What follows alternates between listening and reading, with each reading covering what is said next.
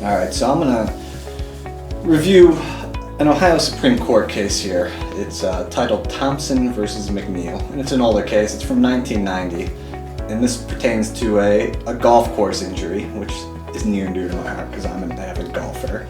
So I always enjoy reading these types of cases.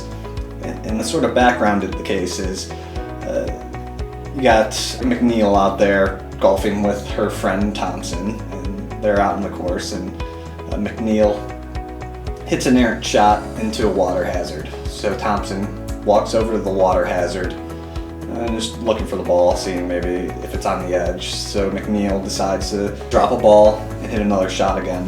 McNeil's doing this, Thompson is still looking for the ball, and Thompson's a little bit ahead of McNeil here, and so Thompson's sort of in the line of danger a little bit.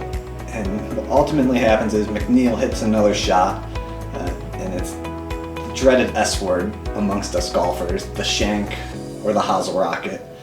Basically, as all golfers know, what happens if you hit a shank or a hosel rocket, the ball is just going to go directly right, way off target. And if you're in front of that player that just hit the shank, a little bit in front to the right, you're going to put yourself at risk of getting hit by the ball. And, well, guess what? That's exactly what happened in this case. McNeil hit that shank. Her and I believe another playing partner yelled "4," which is that's the common rule in golf. When a ball is heading towards someone, you yell "4" as loud as you can, just as a warning. That's sort of the unwritten rule.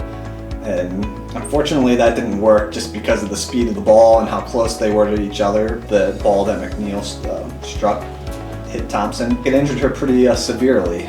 I'm sure it certainly didn't help out their friendship because Thompson ended up suing McNeil for the damages, which ultimately the case made it up to the Ohio Supreme Court.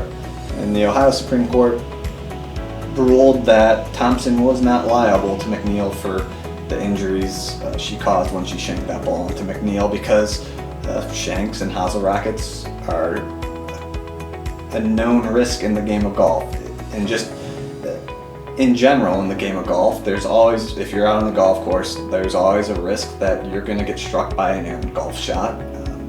Golfers know that going into it, and it is part of the game, and that's sort of the reasoning the Ohio Supreme Court came out with in holding that Thompson wasn't liable. It's that it's a foreseeable risk that someone's going to shank a shot and that it could potentially hit and hurt someone, and therefore there's no liability for negligence in that case.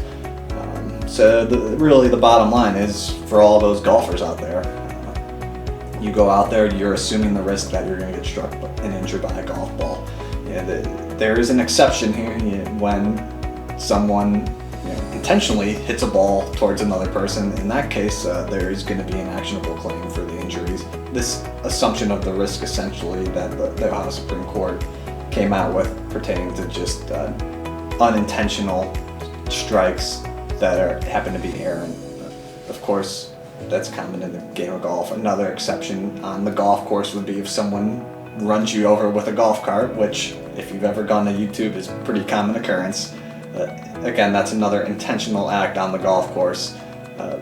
So again, this is just unintentional strikes, errant golf balls. You get hit by one, you're not going to have a claim for your injuries because you just assume the risk of getting struck by a golf ball.